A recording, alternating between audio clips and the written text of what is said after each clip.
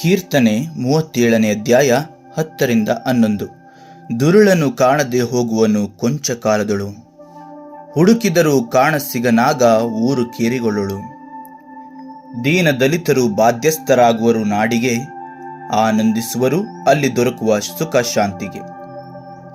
ಇಬ್ಬರು ಅಣ್ಣ ತಮ್ಮಂದಿರಿದ್ದರು. ಅವರು ಆಸ್ತಿಯ ವಿಷಯದಲ್ಲಿ ಗೊಂದಲಕ್ಕೆ ಒಳಗಾಗಿದ್ದರು.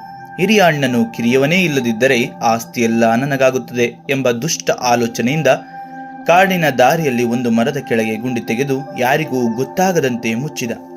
ತನ್ನ ತಮ್ಮನನ್ನು ಕರೆದು ತಂದು ಆ ಗುಂಡಿಯಲ್ಲಿ ಬೀಳಿಸಿ ದೊಡ್ಡ ಕಲ್ಲನ್ನು ಅವನ ಮೇಲೆ ಹಾಕಬೇಕೆಂದುಕೊಂಡು ತಮ್ಮನನ್ನು ಕರೆದುಕೊಂಡು ಬಂದ. ಅಣ್ಣನು ಆ ದಾರಿಯಲ್ಲಿ ಕರೆದುಕೊಂಡು ಬರುವಾಗ ಒಂದೇ ತರದ 2 ಮರಗಳನ್ನು ನೋಡಿದ.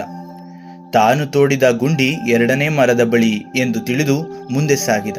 ತಕ್ಷಣ ಜೋರಾಗಿ ಚೀರುತ್ತಿರುವ ಶಬ್ದ ತಮ್ಮನಿಗೆ ಕೇಳಿಸಿತು.